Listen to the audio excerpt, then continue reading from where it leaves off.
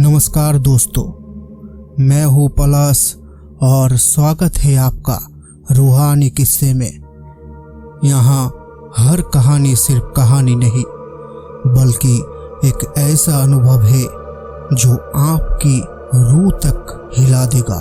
अंधेरों की खामोशी, सुनसान रास्ते और अनसुनी चीखों के बीच हम आपको ले चलेंगे उन किस्सों की दुनिया में जहाँ हर परछाई में छुपा है एक डरावनी राज। तो आइए शुरू करते हैं आज की ये भूतिया कहानी। बंगाल के एक दूर दराज गांव के पास था एक घना और डरावना जंगल। दिन में गांव वालों लकड़ी काटने या जानवर चराने जाते थे, लेकिन रात ढलते ही कोई भी उस जंगल की तरफ नजर तक नहीं करता था। गांव में अफवाहें थी, रात के समय जंगल से अजीब रोने की आवाजें आती है। कोई कहता वो जंगली जानवर की आवाज है, तो कोई मानता कि ये उन लोगों की आत्माओं है जो कभी उस जंगल में गए और वापस नहीं लौटे। लेकिन गांव का एक नौजवान अर्नब इन बातों को अंधविश्वास मानता था। वो शहर से पढ़ाई करके लौटा था और ऐसे किस्से पर हंसता था। एक दिन दोस्तों से उसने शर्त लगा ली, आज रात को मैं उस जंगल में जाऊंगा और सबको दिखाऊंगा कि वहां कुछ नहीं है। रात के करीब 9 बजे हाथ में टॉर्च लेकर अर्नब जंगल में दाखिल हुआ। शुरुआत में सब सामान्य था, लेकिन जैसे जैसे वो अंदर बढ़ता गया, अचानक उसे सुनाई दिया किसी के भारी भारी सांस लेने की आवाज। अर्नब ने टॉर्च घुमाया, लेकिन सामने सिर्फ पेड़ और झाड़ियां थी। तभी उसकी नजर पड़ी जंगल के बीच खड़े एक पुरानी टूटी फूटी मंदिर पर। मंदिर के भीतर से अचानक तेज रोशनी चमकी और फिर पल भर में बुझ गई। हिम्मत करके अर्नब मंदिर के अंदर पहुंचा। जमीन पर उसे दिखा खून से सना हुआ एक हाथ का निशान। तभी किसी ने फुसफुसाते हुए कहा, यहाँ से निकल जा, वरना तू भी हमेशा के लिए यही कैद हो जाएगा। अर्नब का दिल और जोर से धड़कने लगा। वो पीछे मुड़कर भागना चाहता था, लेकिन उसी समय मंदिर का दरवाजा अपने आप बंद हो गया। मंदिर का दरवाजा जोर से आवाज के साथ बंद हुआ तो अर्नब का दिल जैसे गले तक आ गया। उसने पूरी ताकत लगाकर दरवाजा खोलने की कोशिश की, लेकिन दरवाजा मानो पत्थर का बन चुका था। मंदिर के भीतर अंधेरा घेरता जा रहा था। उसकी टॉर्च की रोशनी भी जैसे कमजोर पड़ गई। तभी अचानक मंदिर की दीवार पर लाल रंग से लिखे अक्षर उभर आए, यहाँ जिसने भी कदम रखा वो कभी वापस नहीं लौटा। ये देख के अर्नब का गला सूख गया। वो कांपते हुए इधर उधर देखने लगा। तभी उसे मंदिर के कोने से हल्की सी कहरने की आवाज सुनाई दी। वो धीरे धीरे पास पहुंचा तो देखा वहां एक बूढ़ा साधु बैठा है। उसकी आंखें घुसी हुई, चेहरा सूखा और पीला। साधु ने धीमी आवाज में कहा, बेटा तूने बहुत बड़ी गलती की। ये जंगल साधारण जंगल नहीं है, यहाँ की मिट्टी खून से सनी हुई है। अर्नब ने घबरा कर पूछा, कौन सा खून? आप कौन है और ये सब हो क्या रहा है? साधु ने लंबी सांस ली और बोला, सदियों पहले इस जंगल में एक राजघराना रहता था। राजा ने जंगल के बीच इस मंदिर का निर्माण करवाया था, लेकिन उसकी नीयत शुद्ध नहीं थी। वो तंत्र मंत्र में विश्वास करता था और बलि देकर अमरत्व पाना चाहता था। उसने निर्दोष लोगों को पकड़कर इस मंदिर में बलि चढ़ाई। उनकी चीखों आज भी इन पेड़ों में गूंज रही है। उनकी आत्माएं मुक्ति नहीं पा सकी और इस जंगल के अभिशाप बनकर छोड़ गया। अर्नब ने ये सुनकर दहशत में आ गया। उसने कहा, मगर ये सब तो सिर्फ कहानियां हैं, मैं इन पर विश्वास नहीं करता। इतना कहते ही मंदिर के भीतर अचानक आग जल उठी, दीवारों से धुआं उठने लगा और हवा में किसी औरत की चीख गूंज उठी। साधु खड़ा हो गया और जमीन पर बैठकर मंत्र पढ़ने लगा। अर्नब ने देखा कि मंदिर के बीचों बीच एक साया खड़ी है। पहले वो धुंधली थी, फिर धीरे धीरे साफ होती गई।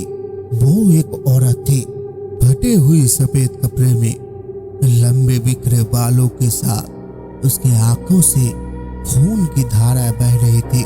वो औरत चिल्लाई, इसने हिम्मत की इस जगह आने को?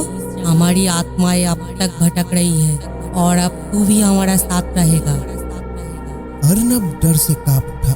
उसने दरवाजा तोड़ने की कोशिश की, लेकिन सब बेकार था। साधु ने ऊंची आवाज में कहा, रुक जा, इस लड़के को छोड़ दे, ये निर्दोष है। लेकिन वो आत्मा गरज कर बोले, निर्दोष? यहाँ पर आया हर एक इंसान दोषी है। इस जंगल से कोई भी नहीं निकल सकता। अर्नब की आंखों के सामने सब धुंधला होने लगा। उसे लगा जैसे कोई ठंडा हवा उसकी जान चूस रही है। साधु ने जोर से मंत्र पढ़ना शुरू कर दिया और जमीन पर पवित्र राख बिखरे। उस राख से एक चमकदार घेरे ने अर्नब को ढक लिया। आत्मा चीख कर पीछे हट गई, लेकिन उसकी आंखों में भयानक क्रोध था। उसने कहा, आज तू बच गया, लेकिन अगली बार तू नहीं बचेगा। ये जंगल तेरे नाम याद रखेगा। जैसे ही आत्मा गायब हुए, मंदिर का दरवाजा अपने आप खुल गया। अर्नब जमीन पर गिर पड़ा और हाँफते हाँफते बाहर भागा। जब वो गांव लौटा तो गांव वालों उसकी हालत देखकर सुन्न रह गए। अर्नब ने सबको सच्चाई बतानी चाहिए, लेकिन उसके मुंह से आवाज नहीं निकल पा रही थी। उसकी आंखों में अब भी वही डर था और उसके कानों में वही फुसफुसाहट, अगली बार तो नहीं बचेगा। उस रात के बाद से अर्नब बिल्कुल बदल गया था। गांव लौटने के बाद उसकी आंखें के नीचे गहरे काले धब्बे पड़ गए। रात को अचानक चीख कर उठ जाता है और कहता, वो मुझे बुला रही है, वो मुझे अपने साथ ले जाएगी। गांव वालों डरने लगे कि अर्नब पर जंगल की छाया पड़ चुकी थी, लेकिन उसके दोस्त इसे पागलपन मानकर टाल देते। एक शाम अर्नब के सपने में वही औरत फिर आई। उसके खून से सनी आंखें और डरावनी आवाज, तू भाग नहीं सकता, तुझे आना ही होगा मेरे पास। मंदिर अधूरा है जब तक तेरी खून नहीं बहे। अर्नब नींद से उठकर पसीने में भीग गए और अजीब बात ये थी कि उसके हाथ की हथेली पर सचमुच खून का निशान था। अर्नब ठान लिया था कि वो सच का पता लगाएगा। अगले ही दिन उसने उस बूढ़े साधु को ढूंढा जो मंदिर में मिला था, लेकिन गांव वालों ने कहा, इस गांव में कोई साधु नहीं रहता। तुमने जिसे देखा शायद वो भी उसी जंगल की आत्माओं में से कोई था। अर्नब और उलझन में पड़ गए।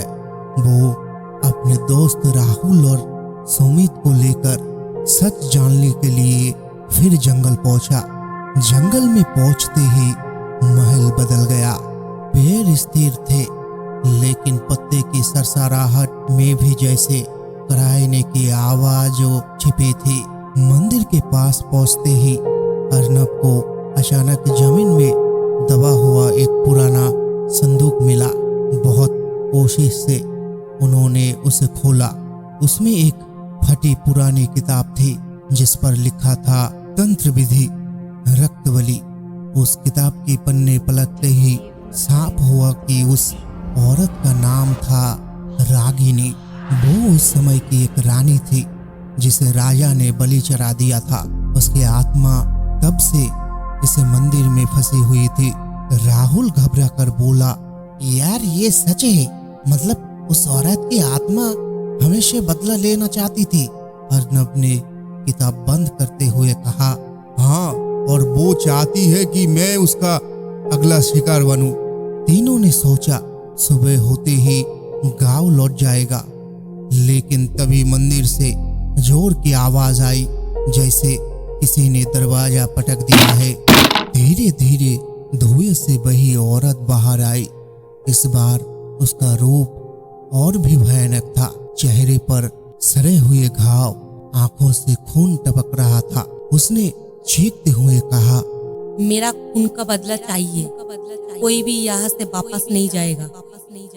राहुल और सुमित डर के मारे भागने लगे, लेकिन अचानक चारों ओर अंधेरा छा गया। रास्ते गायब हो गए और जंगल ने उन्हें अपने भीतर कैद कर लिया। अर्नब हिम्मत करके बोला, तुम्हारे साथ अन्याय हुआ है, लेकिन इसमें मेरा क्या दोष है? रागिनी की आत्मा गरज उठी, हर इंसान दोषी है जब तक हमारी आत्माओं को शांति नहीं मिलेगी। अब तेरा खून ही मेरा बदला है। इतना कहकर उसने अर्नब की गर्दन पकड़ ली। अर्नब की सांसें रुकने लगी। तभी अचानक जमीन पर रखी वही पुरानी किताब चमक उठी। किताब से निकलती हुई रोशनी ने आत्मा को पीछे ढकेल दिया। रागिनी दर्द से चीखी और बोली, ये युद्ध अभी खत्म नहीं हुआ। अगली अमावस्या को मैं लौटूंगी और तब कोई मुझे रोक नहीं पाएगा। इतना कहते ही वो धुएं में बदल कर गायब हो गई। बुरी तरह कांपते हुए अर्नब जमीन पर गिर पड़ा। राहुल और सुमित ने उसे उठाया। वो सब गांव तो लौट आए, लेकिन उनके मन में अब एक ही डर था, अगली अमावस्या पर क्या होगा? क्या रागिनी की आत्मा वाकई लौटेगी? और अगर लौटी तो क्या वो सब बच पाएगा? दिन बीतते गए। अर्नब हर रोज डर के छाए में जी रहा था। हर रात उसके कानों में वही फुसफुसाहट गूंजती, अगली अमावस्या में तेरा खून चाहिए। गांव वालों भी बेचैन थे। पशु पक्षी अचानक मरने लगे। कुएं का पानी लाल पड़ गया। सबको यकीन हो गया कि रागिनी की आत्मा अब और भयानक रूप में लौटेगा।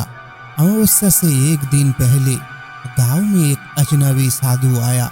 उसका चेहरा रहस्यमय था। उसने अर्नब से कहा, बेटा, तू ही चुना गया है। इस आत्मा की शांति तभी मिलेगी जब उसके साथ जो अन्याय हुआ उसे समाप्त किया जाए, वरना पूरा गांव इस अभिशाप में डूब जाएगा। अर्नब कांपते हुए बोला, मगर मैं क्या करूं? साधु ने कहा, तुझे उस रात की अधूरी विधि पूरी करनी होगी, लेकिन बलि इंसान की नहीं, सत्य की होगी। तुझे डर पर विजय पाकर उसकी आत्मा से वचन लेना होगा।